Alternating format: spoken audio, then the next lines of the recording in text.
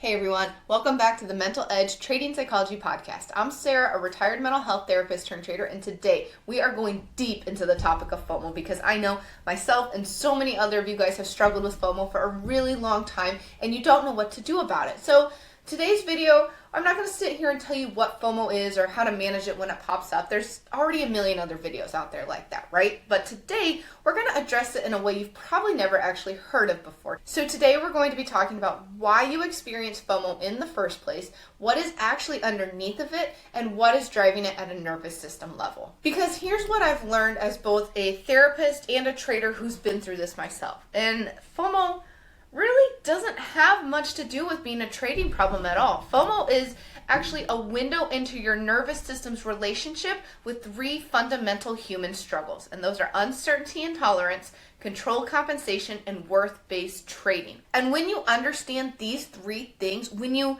actually do the work to address them, that's when FOMO starts to lose the power it has over you. Because so many of you guys come to me and you tell me, you're like, just when FOMO kicks in, I can't stop myself. I don't know what to do. So no, you don't need to have better discipline. You don't need to follow some newfound set of rules that's going to be the magic answer. But FOMO loses its power when you actually do the work to address these things, because the psychological need that FOMO was serving starts to get met in a much healthier way. And that's the goal, right? So if you've ever sat there asking yourself, why do I keep doing this? I know I shouldn't be chasing these trades. I know I shouldn't revenge trade. I know I need to stick to my plan, but I keep doing it anyway. Like, what's wrong with me? When am I ever going to get this?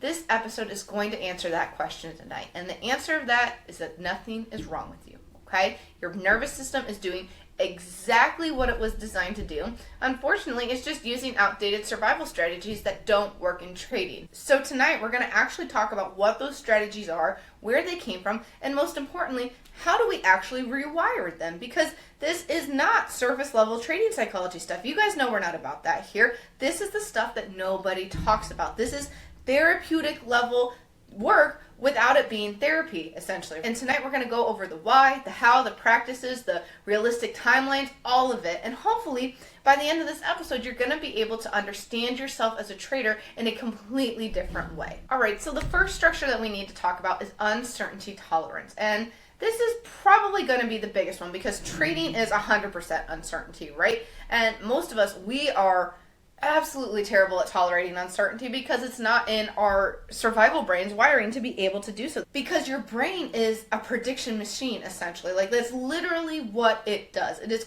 constantly trying to forecast what's going to happen next so it can keep you safe. And this goes way back to evolutionary biology, okay? 200,000 years ago, if you heard rustling in the bushes, your brain had to make a prediction really, really fast. Is that a snake or is it just the wind? And if you predicted wrong, if you assumed it was just the wind and it was actually a snake, well, chances are you were going to die, right? So your ancestors who survived were the ones who were really good at predicting danger, who erred on the side of caution, who couldn't tolerate the uncertainty of, I don't know what that sound is. And guess what? You inherited that nervous system. We all did that. It's just deep ingrained in our wiring as human beings. We inherited brains that treat uncertainty as danger. And most of the time in modern life, uncertainty isn't actually dangerous. We know that logically, right? You don't know if your friend's going to text you back. You don't know if the restaurant's going to have your favorite dish. You don't know if traffic's going to be bad.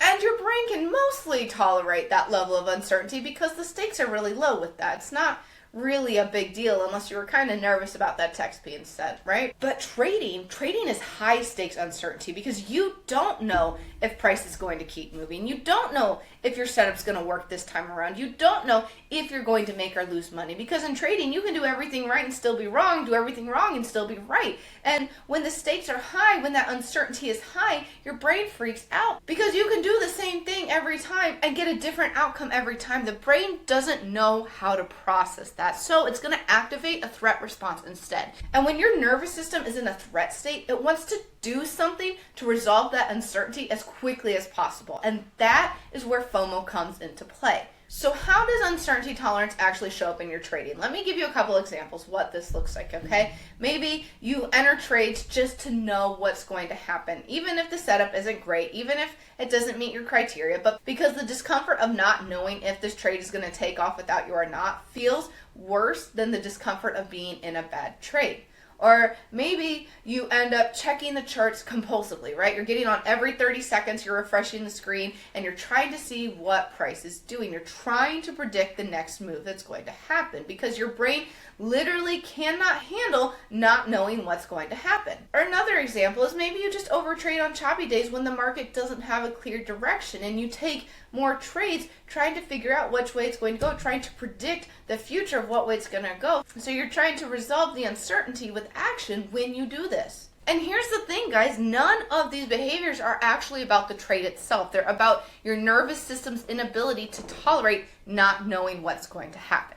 So let's go ahead and connect this specifically to FOMO, okay? So we see this setup developing, but you're not sure it's going to work. We've all been there. And that uncertainty starts to create a discomfort in your body, so to speak. Maybe you start getting tightness in your chest. Maybe it's a knot in your stomach. Maybe it's just this restless, anxious feeling you can't get rid of. And your brain starts to say, well, you know what? I can make this discomfort go away. Why don't you just enter the trade? Then you'll know and everything will be okay. You won't miss the move if you enter the trade. So you talk yourself into taking the trade because taking the trade resolves uncertainty. It gives you an answer. It makes that discomfort stop. And that is what I call action as anxiety relief. You're not acting from strategy here. You're acting to relieve the anxiety of not knowing what's going to happen. And the problem is that it works, right? It works temporarily until the next bout of uncertainty hits you. And when you click that button, when you enter that trade, that anxiety, it goes away for a second. Your brain got what it wanted, an answer to your problem. But then when the trade starts moving, these candles start ticking, going against you in different ways that you weren't expecting, now you have this whole new set of uncertainty. Will it hit my target? Will it hit my stop? Should I move my stop? Should I scale on price? And the cycle just continues. Now let's go into the deeper pattern of all this. Here's what I want you to think about. Where else in your life do you struggle with not knowing? Do you need to know how conversations are going to go before you have them?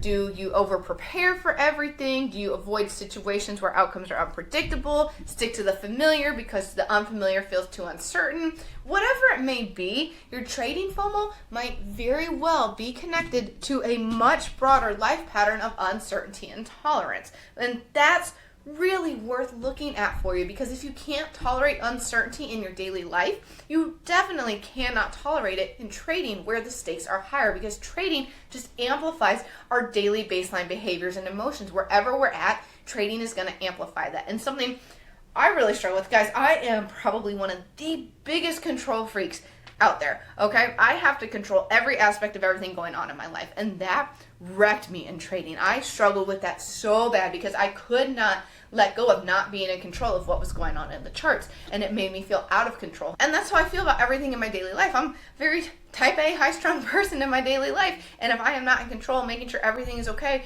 and everything is where it needs to be at all times, then I start to freak out. I start to get anxiety, and this is a protection mechanism for me. This is something I've struggled with my entire life, but to become a better trader, what I had to do was I had to learn how to let go of control in my everyday life. And when I was able to break that down for myself, that is when I was able to let go of control in trading, because you cannot fix a trading problem when that problem has so much of an influence on your daily life. When you are filled with anxiety, unless you over prepare for a situation, when you avoid these situations where outcomes are unpredictable because you don't know what's going to happen, these things, if you don't focus on fixing them in your regular life, it's just going to be amplified in trading. You cannot fix an everyday life problem through trading. You have to fix the everyday life problem, and then that will translate over into your trading. So I guess I have trading to thank for not being a control freak anymore. Don't get me wrong, now I'm a control weirdo instead of a control freak, but I'm able to let it go a lot easier. I'm able to sit with the uncertainty and not have everything planned out all the time. And that's really helped my overall life. Actually, it's helped improve my relationships. It's helped improve my trust in myself. And when you can do all that, when you can sit with that and fix that issue, that is when you start to be able to let go of that uncertainty, intolerance, and trading as well.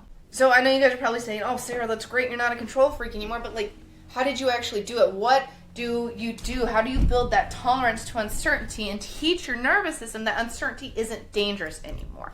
The first thing we need is the cognitive reframe, because right now we're stuck with uncertainty equals bad. Uncertainty equals getting hurt. Uncertainty equals losing control. But uncertainty is not bad. Uncertainty is just information you don't have yet. And every trade out there is full of uncertainty. And that's what creates the opportunity. Because if you knew what was going to happen, there would be no trade. There would be no strategy edge. There would be no profit in there, because uncertainty is the cost of the opportunity. You cannot have one without the other. Unfortunately, that's not how it works. So when you start to feel uncertain about a trade, that is normal. It's not a red flag. That's just trading. So the question isn't how do I eliminate uncertainty? The question becomes, how do I tolerate uncertainty while I execute my process? And the answer to that is you build tolerance the same way you build any muscle in your body, through practice. The second thing you're going to do is practice micro exposures. And this is basically exposure therapy for uncertainty in a sense. So you want to start with small uncertainties in your everyday life. Something really easy to start with is don't check your phone for 2 hours, okay? Yeah, you're going to start to feel a little nervous, a little twitchy, uncertain about whether you got any notifications or not. But I want you to sit with that. Notice the discomfort. Notice how just itchy you feel to check your phone right there. And at the end of the 2 hours, notice, hey, I survived it. I made it through. It was fine. Everything was good. Or maybe just try ordering something new at a restaurant, and you're going to feel uncertain about whether you like it or not, because a lot of us are creatures of habits. We like what we like, but sit with that uncertainty about whether you'll like the food. Try something new. Get out of your comfort zone and see what happens. These small practices that you do that don't make a really big deal in your day one way or another, they train your nervous system to see that uncertainty isn't dangerous, that you can feel the discomfort and everything will still be okay. The third thing you want to try, in trading specifically, practice this. Take a valid trade, enter the trade, and then don't check it for 15 minutes. Put your levels in place, set a timer, and go do something else. Let your levels do their job, okay? So the goal with this is not to ignore the trade. That's not what we're trying to do. But the goal is to practice tolerating, I don't know what's happening right now, and that's okay. And yeah, you're going to want to check it. Your brain's going to be screaming at you to check it for the entire 15 minutes. Just notice that. Notice that urge. Notice what it's telling you to do, and don't act on it. Treat it like an experiment. See if you can go 15 minutes without giving in to your urges, because that is how you build muscle. That is how you build tolerance, by not giving in to the easy thing, the things you want, by doing the things you need. The fourth thing is a meditation practice specifically for uncertainty. And it's not a generic meditation, it's a targeted practice, okay? So you want to sit there quietly. And when you're sitting there quietly, think of a question you don't have an answer to. It could be about trading, it could be about life, whatever it is, that's fine. Just hold that question in your mind. And I want you to sit there during that time and notice the discomfort of not knowing the answer to it. Notice where you feel it in your body. Is your chest getting tight? Are your shoulders raised to your ears? Is your jaw clenched? What's going on? And feel that sensation in your body. And while you're doing that, notice the urge building up to resolve it, to figure it out, come up with an answer, and practice not doing that. Just sit with this question. Sit with the not knowing. Say to yourself, I don't know what will happen next, but I can tolerate that. And do this for 5 minutes a day. Because most of us have never actually sat through an urge fully, right? Most of us have given in at the peak of our urges, so our body doesn't know that we can sit through an urge without giving into it. And that's what we're trying to do with this meditation practice, with the micro exposures, with all these different things, is proving to our body that there is an end to the urge, that the answer to the urge is not giving into it. The answer to the urge is letting it dissipate on its own. And when you can do that, when you can prove to your body that, hey, I don't have to give into this and everything's going to be okay, what happens is those urges start to get weaker and weaker and weaker until they eventually just go away completely. And that's what we're trying to do. And when you can do that, FOMO disappears completely. But something that most people miss when doing these exercises to help with their FOMO is that all of that is cognitive work, okay? That's understanding the uncertainty, reframing it, practicing with it mentally. That's all well and good. That is really great work that we want to start with. But your nervous system, it doesn't work cognitively, okay? It works somatically. It works through the body is what I mean by that. What that means is the cognitive practices are needed. You have to do those, but you also need body-based practices that actually rewire your nervous system's responses to uncertainty at a physiological level. So here's the practice. It's called sitting with, okay? If you are listening to this right now, I want you to do this with me. So go ahead and think about a trade you're unsure about. Maybe it's a setup you're watching, maybe it's a trade you're in right now, something where you don't know what's going to happen.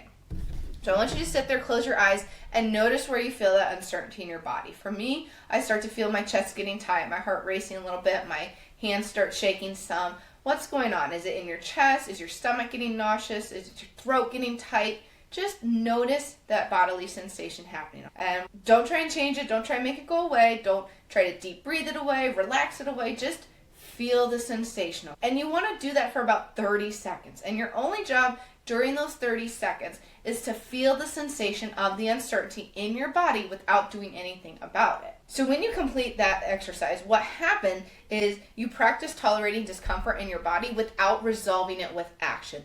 That is the skill we want to develop right there, okay? Because your nervous system just learned in a very small way that I can feel discomfort and survive it. So if you practice this every single day, if you deliberately sit with the bodily sensation of uncertainty for 2 to 5 minutes a day, your tolerance for the uncertainty is going to build. And eventually, it's not going to affect you one way or another because you'll be so used to feeling uncertainty that you won't feel the need to fix it or control it anymore. Because your nervous system learns that uncertainty isn't an emergency. And when it's not an emergency, FOMO loses its urgency. It loses the control it has over you because your survival brain doesn't feel threatened anymore. And when the survival brain doesn't feel threatened, it doesn't turn on. And it's not a quick fix type of thing. Building uncertainty tolerance takes a lot of time. We're talking weeks to months of consistent practice, but it's really worth it because once you can tolerate uncertainty, trading becomes completely different for you and you stop needing to know what's going on, what's going to happen. You stop needing to act on every urge and you can just sit there and be with the process, not let it control you and just let it run its course. And that's the goal. We all want to sit there to be able to let our trades run its course. And when you can do that, that's when your execution gets really, really sharp. So the second structure we're going to address is the control compensation trap. This one's really sneaky too because it masquerades itself as good trading.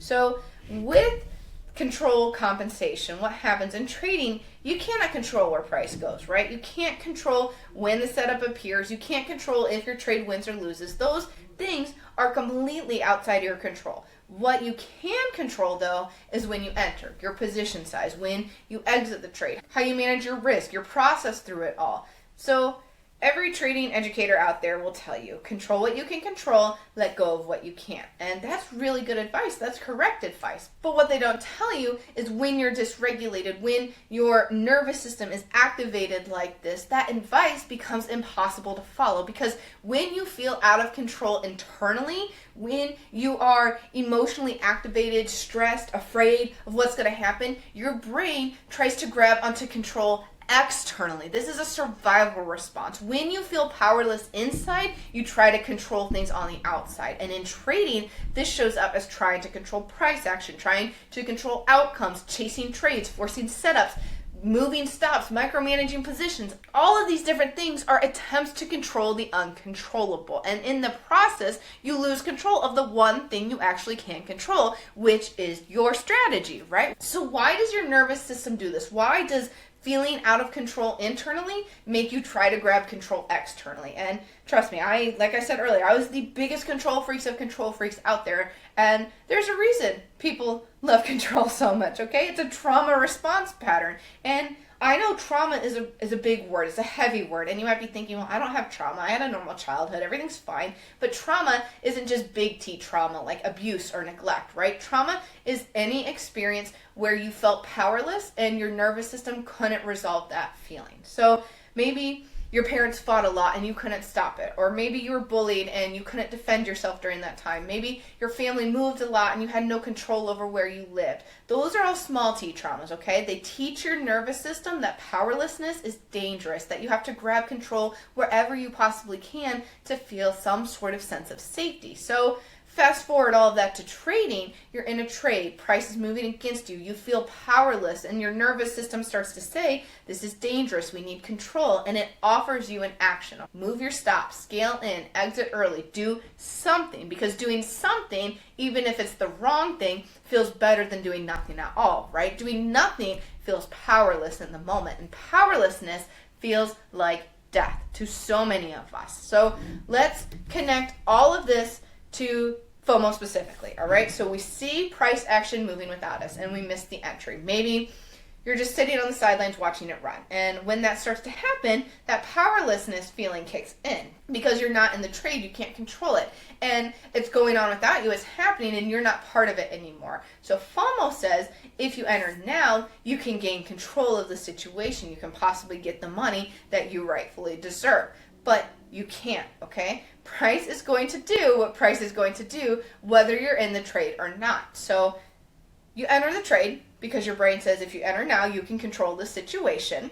And instead of gaining control, now you've just lost control of your process too, because you didn't enter according to your entry rules. You didn't follow your strategy, what's going on, because you entered for the wrong reasons. You entered from a dysregulated state. You entered to relieve the feeling of powerlessness going on in your body. So now you're in this bad trade and you still can't control where price goes, and now you've made it worse because now your account is on the line, your money is on the line, and that just triggers a whole new survival response in your brain. So I want to go ahead and go a little bit deeper into this because this is important. If you grew up in an environment where you had no control, where things were chaotic, unpredictable, unstable, your nervous system learned to grab control wherever it possibly could. So maybe you became hyper responsible, maybe you became a perfectionist, maybe you became controlling in relationships. These are all compensation strategies, okay? You were trying to create safety through control because you didn't have it as a child. And this shows up in trading as overtrading, when you're trying to control the outcome of your P&L. As micromanaging trades, you're moving stops, you're scaling in and out constantly, you're watching every single tick happen. As FOMO, you can't let something happen without you because you feel like you're losing control. And this shows up in trading as overtrading, where you're trying to control the outcomes. As micromanaging trades, when you're moving your stops, you're scaling in and out constantly, you're watching every tick happen. Or as FOMO, like we've been talking about, when you can't let something happen without you because that feels like losing control. And there's also a belief structure underneath all of this. And it's basically, if I don't act now, something bad will happen. And this is a trauma-based belief. It comes from experiences where sitting still, where doing nothing at all actually did result in something bad happening to you. Maybe when you were a kid, if you didn't intervene, your parents' fighting got worse. Maybe if you didn't step up, things fell apart. Maybe passivity was punished as a child. Whatever it may be, I don't know your certain situation. I don't want you to sit here and self-diagnose or anything. But when that happens, your nervous system learned that action equals safety and inaction equals danger. And now in trading, sitting on the sidelines starts to feel dangerous for us. Watching a setup develop without taking it feels dangerous to us, and letting that trade run without touching it feels dangerous. So even when the smart thing to do is nothing, your nervous system is screaming at you to act. And this is not an issue with discipline, okay? This is a nervous system problem. Your brain is trying to protect you when this happens, because the bodily sensations from being in a trade that is triggering you to feeling like you were out of control as a child. And when your brain feels those bodily sensations that you felt when you were out of control as a child, it's going to immediately trigger you into survival mode. That's how the body works. Trauma works somatically through the body. So when your heart started racing, your chest got tight, you got really nervous, anxiety started building up because you felt like you were losing control, when those feelings start coming up in trading, that's going to trigger your survival brain to take over and be like, hey, I got to come in, I got to protect you, I got to make sure you're safe, I don't want you to get hurt again. That is how the brain works. And that is why trading is so difficult, because it so quickly triggers our survival brain and these deep instances in our life that happen that sometimes we may not even remember happen, but it brings it up because our body is experiencing it the same exact way. So there's also something called the locus of control, and this is a psychology concept. So internal locus of control means that you believe you control your actions and outcomes, while external locus control means that you believe outcomes happen to you and you're at the mercy of external forces. Healthy trading, though, requires internal locus of control. I control my process, I control my decisions. Outcomes, though, they're outside of my control, and I accept that. I'm fine with that. But FOMO, it comes from external locus of control, where price is doing something to me. I have to react, I have to respond, and I'm at the mercy of the market. I have to protect myself because it's going to hurt me if I don't, right? And this is a really powerless position to be in, and it creates this state of constant stress. So how do you shift? How do you stop trying to control outcomes and start controlling process? That's the eternal question, right? The first thing you want to do is identify what you're actually trying to control. So when you feel the FOMO urge kick in, pause and ask yourself, what am I trying to control right now? And usually the answer is probably going to be something like, I'm trying to make this trade work, I'm trying not to miss out, I'm trying to prove that I can catch this move. And all of these answers, if you notice, they're all outcome based, right? You can't control the outcome of any of these. So if that's the case, ask yourself, what can I control right now? I can control whether I follow my entry criteria or not. I can control my position size. I can control whether I stick to my stop loss. I can control whether I take a break after a loss or not. These are all process-based things that we have 100% control over. Second thing you want to do is practice surrender. And I know this sounds woo-woo, but it's actually pretty critical for all of it. So you want to say out loud, I cannot control where price goes. I can only control what I do. And feel the discomfort of that. I know that was really hard for me to surrender. I hated it so much. But you want to feel the discomfort of it, sit with it, and just let it fester a little bit. Because that discomfort is your nervous system realizing it has to let go of the outcome control. And that is really, really hard because it goes against every single survival instinct you have. But it's necessary. You have to be able to do this, let go of control like this to be a good trader, to be somebody who can live freely and not have the outcome of everything riding on their shoulders. That's a hard life to live.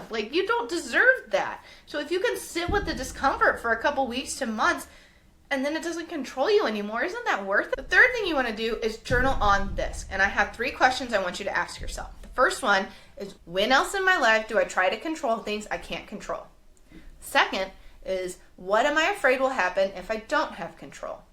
And the third is, what would it feel like to trust the process and let go of the outcome? And these questions will surface patterns for you, okay? And that awareness is the first step.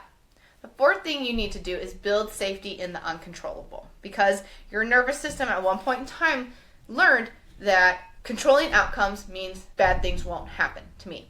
But what it needs to learn is that not controlling outcomes doesn't mean bad things will happen to me. And the way you teach it that is with evidence. So what you want to do is, for your next 30 trades, live trades on your account, treat it like an experiment. Track those 30 trades where you followed your process perfectly and let the outcomes be just that, the outcomes of it, right? Just follow your rules. Don't try to control where price goes. Just manage your risk and let it play out, okay? We're not focused on P&L right now. And then after the 30 trades, look at the data you collected. And you'll see that, yeah, sometimes you won, sometimes you lost. But when you controlled the process, you were safe regardless of the outcome. You had those protection mechanisms in place. You stop loss protected you. Your risk management protected you. Your process protected you. You don't need to control outcomes to be safe anymore. You just need to control the process. And when your nervous system learns that, the compulsive need to control outcomes starts to fade away. So how do we shift from outcome control to process control? Because yeah, cognitive understanding isn't enough. Your body needs to learn this too. We need the somatic side of things. So there's a somatic practice we can do, and it's called letting go. And it's really simple. You're going to do this with me right now. So as long as you're not driving, what I want you to do is make a fist with both hands. Clench them as tight as you possibly can and feel that tension in there, okay?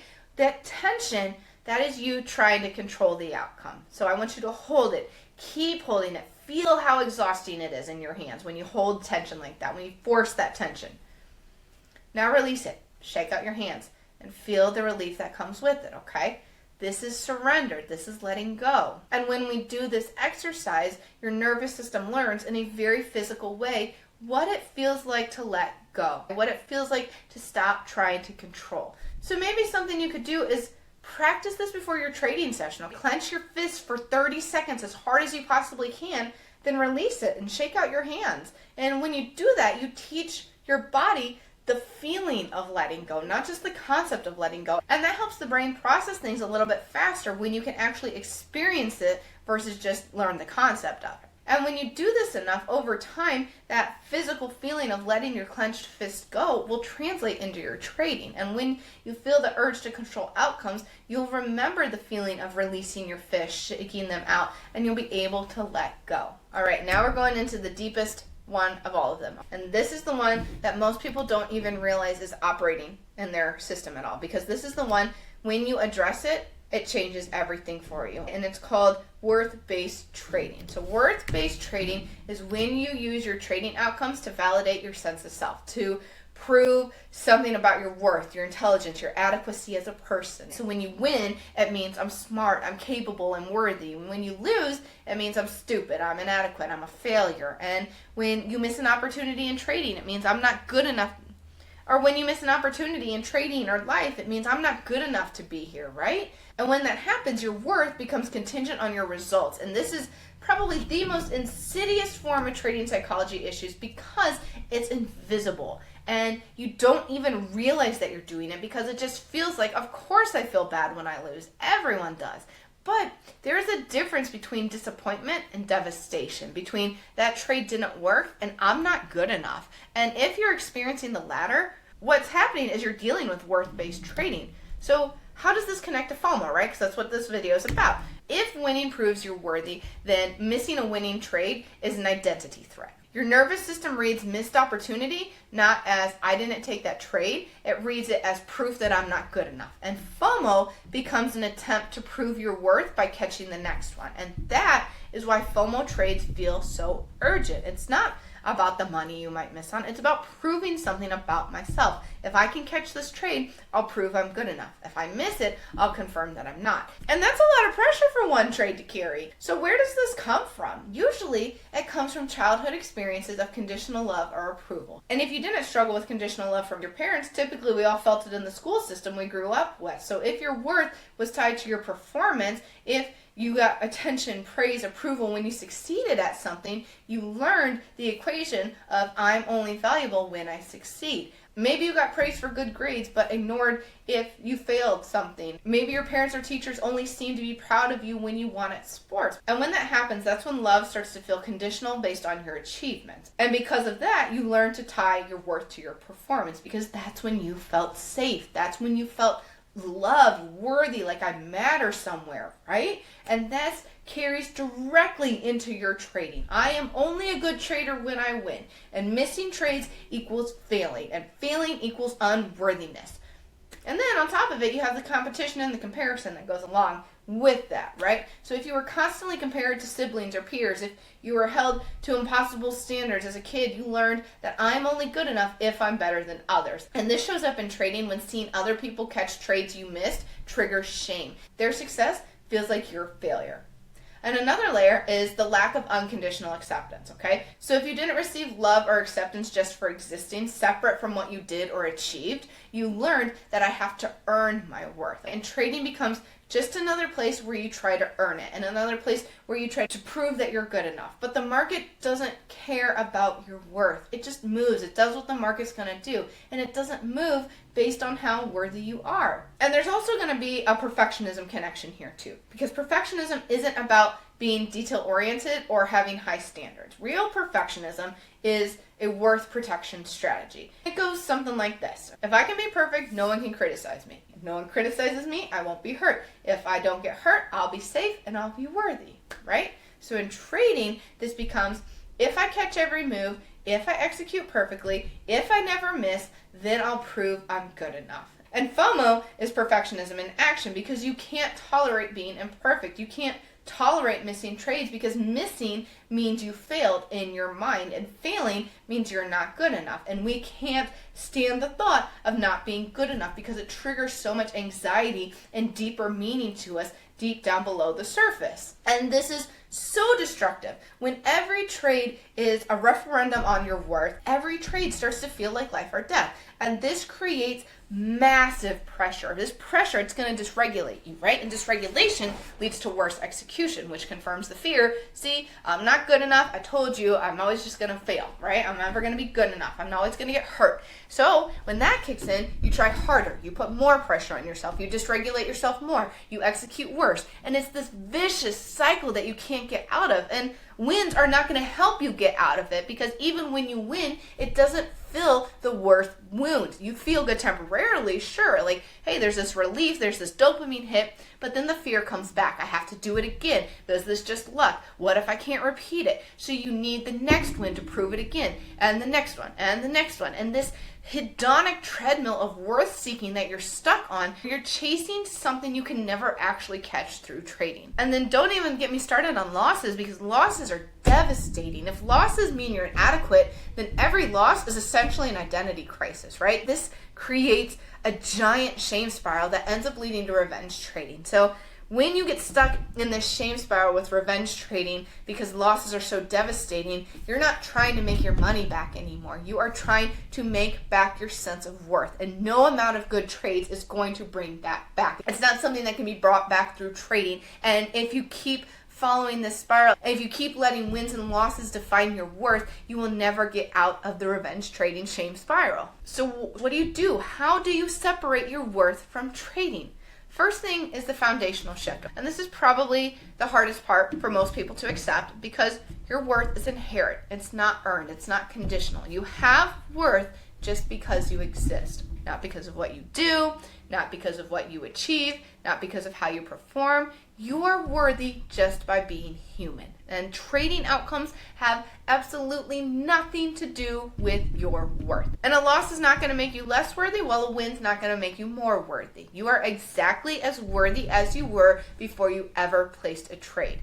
Now, I know some of you guys are probably rolling your eyes at this because it sounds like a motivational poster, toxic positivity, but it's not. It is the truth. Your worth is not up for debate. It is not something you have to prove. It is a given, but we can't accept that because we are so used to our worth being tied to external factors that we don't know how to accept ourselves for who we are as a person. And that's a really hard thing to learn, because if you've never actually just felt worthy for existing, you're not going to be able to comprehend what that feels like in real time. When your worth has always been determined based on the outcome of your hard work or what you can achieve, and never about just existing, you're not going to know how to exist without trying to fight for your worth through external factors. So how do you actually internalize this? Because knowing it intellectually and feeling it, they're two completely different things. The first practice we want to try is called I am worthy even when, okay? So write down these sentences, say them out loud every single day. I am worthy even when I miss trades. I am worthy even when I lose money. I am worthy even when others succeed and I don't. I am worthy even when I don't trade at all. Your nervous system needs that repetition. It needs to hear you say this out loud over and over again until it starts to believe it. Because this is going to help rewire the neural pathways in your brain and give you a new rock to stand on when things start to feel shaky. When you can believe that you are allowed to be worthy and not trade at all, when you are allowed to miss a trade and you're still worthy, that rock becomes a lot more solid than the shaky little twig you're standing on in the ocean trying to keep your worth afloat through a winning trade. Second thing you want to do is separate your identity from your activity. And this is much easier said than done, but you are not a trader. You are a person who trades, okay? Trading is something you do. It's not who you are as a person. And that linguistic shift really matters. It creates separation. So when you lose a trade, you didn't lose, the trade lost. You're still you as a human being. The third is build worth outside of trading. This is critical. This is really hard to do, because if trading is your only source of worth, of accomplishment, of validation, then every trade is going to carry way too much weight, all right? So ask yourself, who are you? Are you a parent, a partner, a friend, an artist, athlete, reader, learner? What hats do you wear every day? And actively invest in non-trading sources of worth.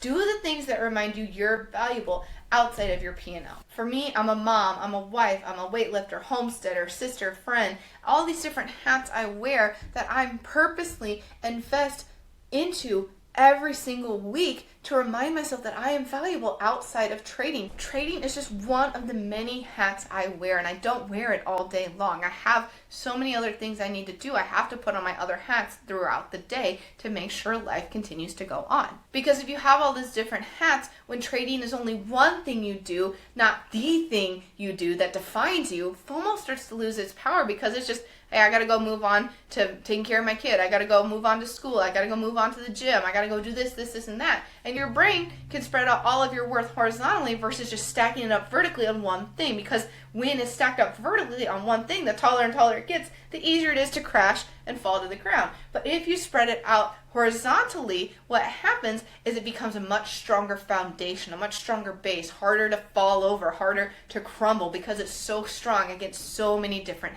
hats. And that's really important that you spread out your worth over these different hats. So when one hat takes a hit, it's not going to hurt you near as bad. Instead of it all being placed on one hat and that hat crumbles and falls to the ground when your worth takes a hit, right? The fourth thing you want to do is practice self-compassion specifically around trading. So when you miss a trade, what do you say to yourself? If it's, I'm so stupid, I always mess this up, I'll never be good at this, that is worth-based shame, okay? So what I want you to do, if you struggle with that, is practice saying this instead. I missed that trade, that is disappointing, but I am still a worthy person learning a difficult skill. And what that is you are just showing basic human kindness towards yourself, and we all deserve basic human kindness. You wouldn't tell your best friend that they're a worthless piece of garbage because they missed a trade. You wouldn't tell your kid that you are never going to accomplish anything, you're always going to mess up everything because they missed a trade. You would tell them, hey, that's disappointing, but you're still worthy. You're learning a difficult skill. Talk to yourself how you talk to your best friend or your kid, because you wouldn't talk to them that way, so stop talking to yourself that way. The fifth thing you want to do is reframe what good enough means. Good enough doesn't mean catching every single trade. Good enough doesn't mean never losing. Good enough means following your process, learning from mistakes, showing up consistently, and treating yourself with respect along the way. These are the things that you can control, and these are the things that actually matter. And now on the body-based practice, like we've talked about the somatic practice, here's an exercise you can do. This one's called I Am Here. So do this with me right now. Put both your feet flat on the floor and feel the ground beneath you. You feel that stability, everything firmly in place. Then you want to put one hand on your heart, one hand on your belly. Breathe in through your nose, out through your mouth.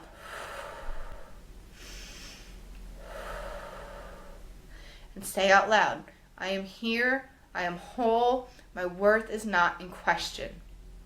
And feel it. Feel the weight of your body, feel your breath, feel your heartbeat during this grounding exercise. And what happens is when you do this, it sends safety signals to your nervous system to calm down, everything's okay, bring the logical brain back online, if survival brain can go away, and it's going to ground you back in truth and reality in the moment, okay? You are here, you are whole, your worth is not in question because you took a losing trade. So when you take a loss and you ground yourself like this, what happens is you rewire your brain to see that a loss doesn't have to be catastrophic afterwards. I can do this grounding exercise, practice my deep breathing, remind myself my worth is not on the line, it is not in question because I took a losing trade, and that's going to rewire your neural pathways, because right now your neural pathways say I took a loss, that means I'm going to spiral. But then if you do this grounding exercise long enough, your brain will start saying I took a loss, I need to do my deep breathing, I need to do my grounding exercise, everything will be okay because I'm still worthy. And when you repeat this over and over again, it creates new good habits. And new good habits rewire neural pathways. So let me ask you a question. Just think about it. If you never made another dollar trading, would you still be worthy of love, respect, and belonging? If the answer is anything other than yes, that's the work. That's where therapy might actually be helpful for you. And I don't say that lightly, because if your worth is contingent on trading success, you will never be free from FOMO, okay? You will never be free from the performance trap, and you will never be able to trade from a calm, regulated place. And this is really deep identity work that goes much deeper than this video. And sometimes you need professional support for that. That's fine. That's nothing wrong with that. I've been doing therapy for 14 years. I love it. And trading teaches you more about yourself than therapy ever will. So sometimes you realize while you're trading, you know what? Maybe I need a therapist, and that's okay. That is great, because if you do the work with a professional, that's just going to help you advance in every area of your life that much faster, right? So today we've covered 3 different structures: the uncertainty, intolerance, control compensation, worth-based trading. And you might be thinking, okay, so which one's my problem? Which one do I struggle with? But the thing is, they don't exist in isolation. They work together. They reinforce each other. And together, they create the perfect conditions for FOMO. So let me walk you through how this tends to play out. Step 1 is you see a setup developing. Step 2 is your uncertainty and tolerance gets activated because you don't know if this is going to work out. You feel uncomfortable. And when that uncertainty develops, you start to feel anxious and powerless. And that leads to step 3, where your control compensation kicks in and you want to do something to feel in control. And when you do that, you tell yourself, I can't miss this trade. I have to get in it. And that's when step 4 kicks in, when your worth-based trading starts to get activated, okay? Because missing this trade would mean you're inadequate. And now all 3 systems become activated all at the same time. And that develops a FOMO urge so intense, it becomes so overwhelming that you can't bear to ignore it any longer. So you take the trade to relieve all 3 pressures building at once. You're trying to resolve the uncertainty, grab control, and prove your worth all at the same time. And when the trade fails, now you've just confirmed all 3 fears at once. Uncertainty is dangerous, I can't control outcomes, and I'm not good enough. And that cycle then strengthens. So how do you break the cycle? Because you can't just work on one of these and expect the others to go away, right? You can't just build uncertainty tolerance and ignore the worth piece, because even if you can sit with uncertainty, if you're still using outcomes to validate your worth, you're still going to FOMO trade. You can't just shift from outcome to process control if you're still using outcomes to prove you're good enough, because the outcomes will still carry way too much weight. This work is holistic. You have to address all 3 at once. So what I recommend personally is essentially a 3-month integration practice where you work on one structure per month, okay? And then by month 3, you're going to be able to start working on all 3 simultaneously. So month 1 is uncertainty and tolerance, where we want to focus sitting with not knowing. So your daily practice is going to be 1 trade a day where you don't check it for 30 minutes. You put your levels in place and you walk away. And you don't do anything. And then you want to notice where uncertainty triggers you in your daily life. Does not knowing what's going to happen make you feel uncertain? Do you feel like you have to control the outcome of every situation you're in? Whatever it may be, notice what those triggers are in your daily life. And then practice the phrase, I don't know what will happen, and that's okay. Speak it out loud. Your brain processes things differently when you speak out loud versus when you think the thoughts. So remind yourself every single time you feel that uncertainty trigger, over and over, as many times as you need. I don't know what will happen, and that's okay. And then you want to do the sitting with practice we talked about earlier every single day for 5 minutes. Month 2 is going to be the control shift. We're going to still be practicing our uncertainty tolerance exercises every single day, but now we're going to shift our focus more to process over outcomes instead. And you want to track what you control versus what you don't. This is important. Then you want to practice surrender. I control my process, not the outcome. And when it comes to your daily life, start journaling on control patterns in other areas of your life and see what triggers you. Because when you can notice those triggers, then you can start to develop a sense of correlation between your trading and your daily life and your triggers. And then do the letting go fist practice before every trading session that we talked about earlier. And then in month 3, we're going to add in worth separation. So you're still doing everything from month 1 and month 2, but now we are switching our focus to unconditional self-worth. And we want to add in daily affirmations of worth separate from performance. We want to start building non-trading sources of worth, whether it's investing in hobbies, relationships, things that remind you that you are valuable outside of your P&L. That is your focus with that. Then you want to practice self-compassion after your losses and reminding yourself you are still worthy, that loss does not define who you are as a person. And then lastly, you want to do the I am here grounding exercise after every trade, win or loss, that we talked about earlier. And by month 3, you are working on all of these things simultaneously, and that's when the transformation starts to happen. That is when FOMO starts to lose its grip over you, because you are now changing the underlying structures that create FOMO at the core of these structures. You're not trying to put a band-aid over it anymore. So I want to take a quick detour here because some of you might also struggle with the finish line freeze. And if you don't know what that is, I did a podcast episode on it a few weeks back. Go ahead, check it out. It says finish line freeze in the title, okay? If you do, this is going to really blow your mind. So FOMO and finish line freeze are opposite responses to the same underlying issue, okay?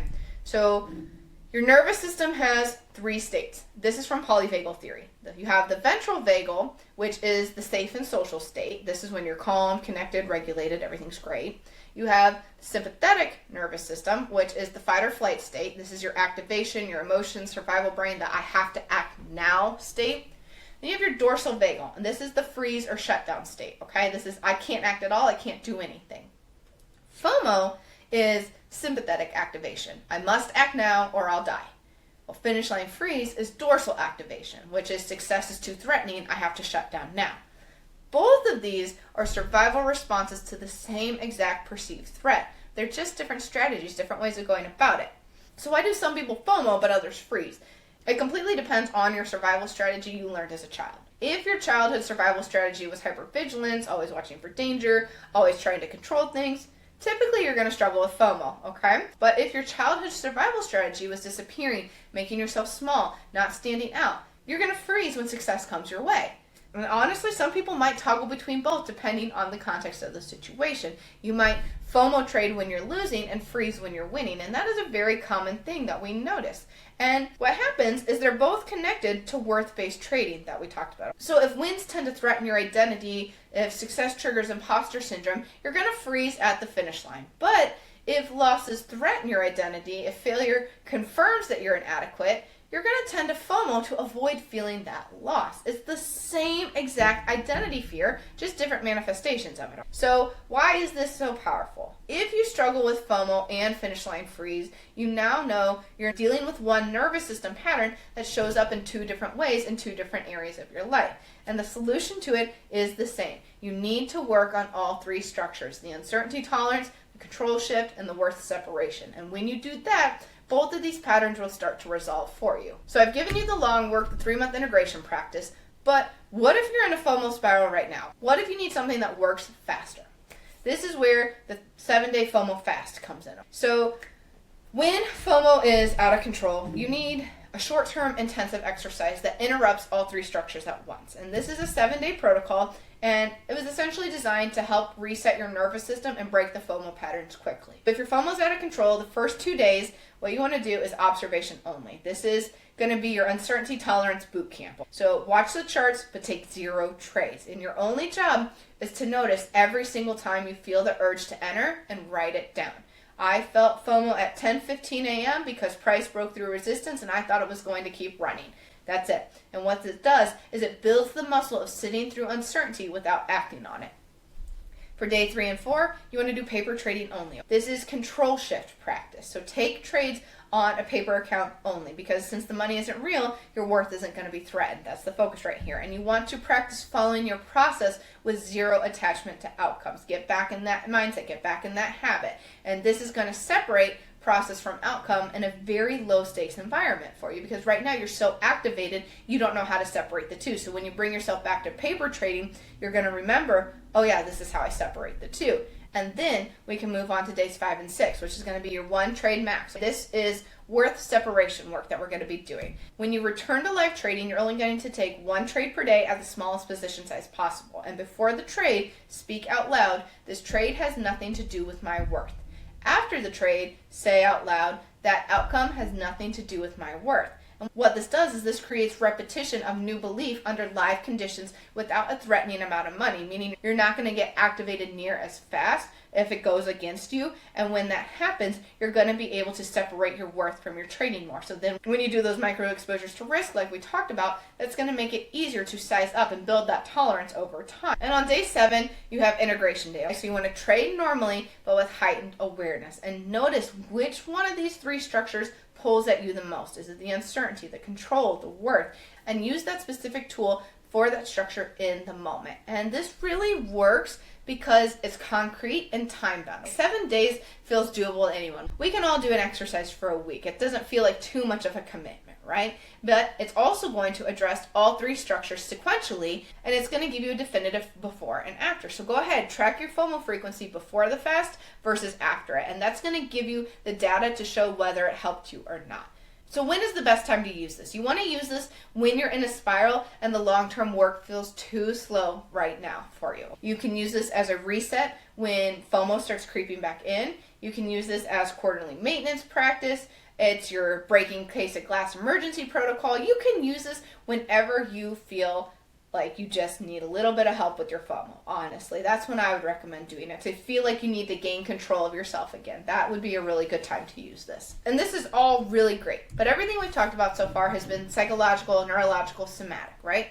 But there's also a philosophical piece to this, a spiritual piece if you want to call it that, and it's this. Every FOMO trade you don't take is a sacred act of self-trust. FOMO says if you don't take this trade, you're losing. But the sacred no says if I do take this trade when it doesn't meet my criteria, I'm betraying myself.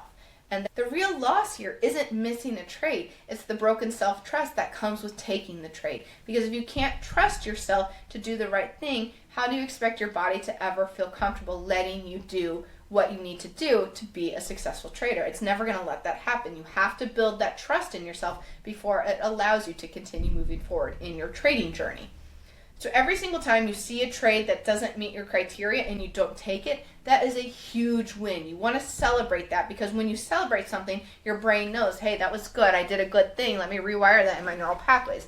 And by celebrate, I just mean go get an ice cream cone, or go have an extra helping of your favorite side dish for dinner, or just dance to a song, whatever it may be. This is such an important win that needs to be celebrated because you chose self-trust over FOMO, and you just honored the commitment you made to yourself versus giving into your urges. And that is worth celebrating so much more than a winning trade, because that rewires your brain at its core. That makes you a better trader, a better person, and undoes all the bad habits at its core when you trust yourself versus giving into your urges. So something you might want to try is keeping a sacred no journal. So every single time you successfully wait out a FOMO urge, write, today I honored myself by not taking this trade. This was sacred. I am proud of myself. And at the end of the week, count them. See how many times you actually honored yourself. And that is a really good success metric to hold. That is progress. That is physical proof you have written down that you are building trust with yourself. And the more you see written down, the more you're going to get excited, the more you're going to trust yourself, the more confident you're going to be that you can actually do this and not give in to your emotions every time. That creates an identity shift in us, because now you're not someone who struggles with FOMO, you're someone who honors your commitments to yourself. And that is a values-based identity, okay? That values-based identity, those are sticky, they last, they're good. We want to have those, because you can't build a trading career on broken self-trust, right? Every single FOMO trade you take is you telling yourself, I don't trust you to make good enough decisions. But every sacred no is you telling yourself, I trust you. You know what you're doing. It's going to be good. And which trader do you want to be? Then I want to give you a little piece of homework, okay? I want you to write a future letter to yourself, to the version of you 6 to 12 months from now. And you can use prompts like this. So, dear future me, I learned that my FOMO is really about uncertainty, control, worth, insert blank here. I'm starting this work because ... Another one could be, the thing I most want you to know 6 months from now is ... If you're still struggling with this, please remember ... If you've made progress, I want you to celebrate ...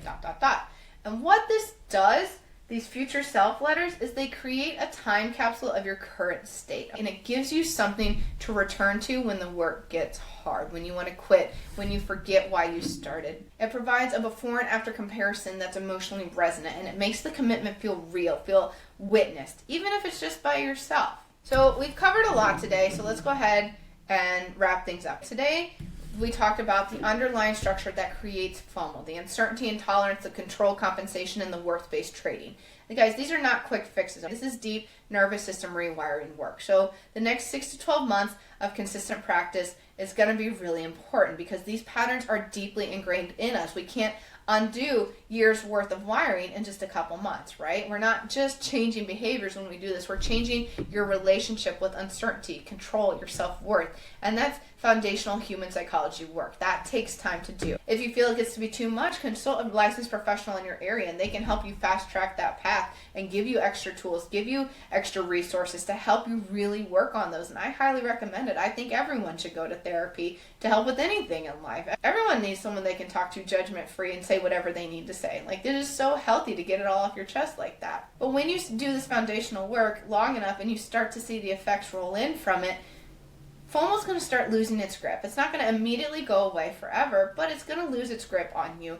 When it shows up, you're going to recognize it faster. You'll respond differently. You'll be able to feel like you have a little bit of control over whether you give in to it or not. And when that happens, trading starts to become less emotionally charged for you. And the market's not going to validate your worth near as much. And that is when you can start trading from a regulated, grounded place. And the beautiful work about all of this is everything we talked about today shows up in your relationships, in your parenting, in your career, in your health. And when you do this work for trading, you're really doing it for your life. And trading just happens to be where it's most visible and costly right now in your life, where the consequences are immediate. But the transformation, it's going to ripple out into every area of your life and improve every area of your life. So FOMO is not the problem, it's the symptom. The problem is the underlying architecture that you have, the uncertainty intolerance, the control compensation, the worth-based trading. Fix the architecture and the FOMO becomes manageable. So we covered a lot in this episode. Here's what I want you to do, okay? First thing is just identify which of these three structures is strongest for you. Is it the uncertainty, the control, or the worth? Just start there. Do the practices for that one structure for the next 30 days. Second thing you do is you want to find 3 different people who are willing to do this work with you, because accountability helps us not feel alone and it keeps us motivated to keep going even when things get difficult. Third thing you want to do is write that unfiltered letter to your future self and just notice what comes up and just go with it. Lastly, you want to commit to the long game, because this is a marathon, guys. It's not a sprint, but it is a marathon worth running, because it's not going to improve just your trading. It's going to improve every other area of your life too. All right, guys, that's what I have for you today. If you want, I have a free workbook down in the show notes that includes everything we talked about today. It's got all the practices, journal prompts, tracking sheets, the 90-day plan we talked about. Go ahead, download it in the show notes below. You're able to fill it in as you go along, and please let me know if you have any questions. Thank you so much for being here. This is the Mental Edge Trading Psychology Podcast. I'm Sarah, and I'll see you next week.